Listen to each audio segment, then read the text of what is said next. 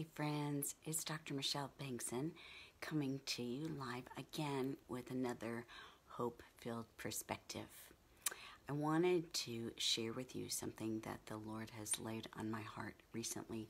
Some of you may have seen my posts about the diagnosis of cancer that I received a few weeks ago and then subsequently underwent surgery and have started treatment.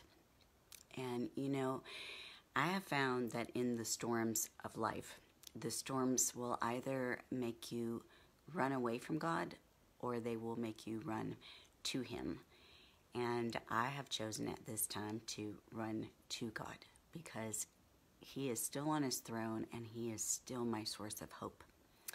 But as I was sitting in my quiet time this morning, the Lord led me to a couple of passages that I think are really key for anyone who is going through a storm, whether it's cancer or it's depression or divorce or abortion or financial difficulty, whatever it is. The Bible tells us that we're going to have trials.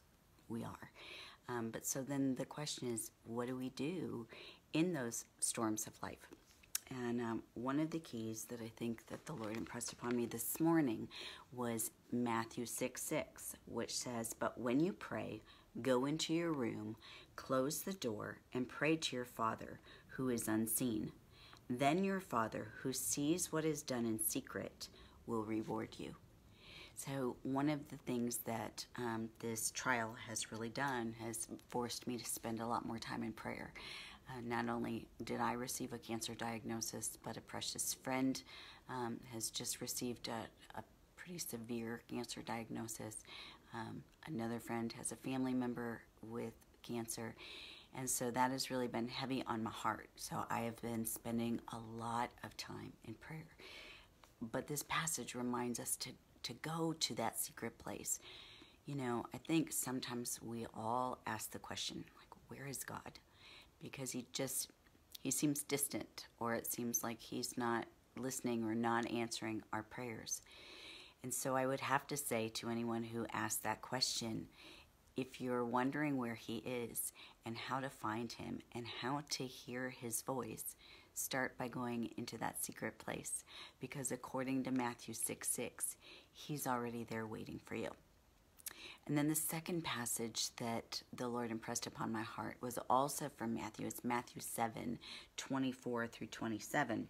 And it says, "Therefore, anyone who hears these words of mine and puts them into practice is like a wise man who built his house on the rock. The rain came down, the streams rose, the winds blew and beat against that house, yet it did not fall,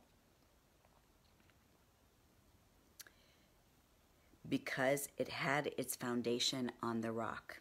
But everyone who hears these words of mine and does not put them into practice is like a foolish man who built his house on sand.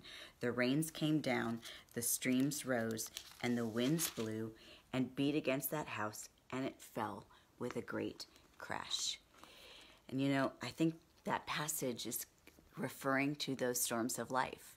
And we have a choice how to handle those storms. But what's going to happen as a result of those storms depends on where our foundation is. And if we read the words of Jesus and do what He says, then we will weather the storm. We will make it through. But if we read the words of Jesus and we don't hearken to what He tells us to do, then we're like a foolish man and we won't weather the storms. So your hope-filled perspective today is that when you experience those storms and trials of life, to see what Jesus has said about them, and then to go and take your concerns and your requests to the Lord in that secret place where He is already waiting for you and wants to hear what's on your heart. That's your hope-filled perspective today. If this has encouraged you, then I would encourage you to share it with others, because there are so many that are hurting and need to know that there is hope. Until next time, this is Dr. Michelle Bengtson with your hope-filled perspective. Make it a hope-filled day.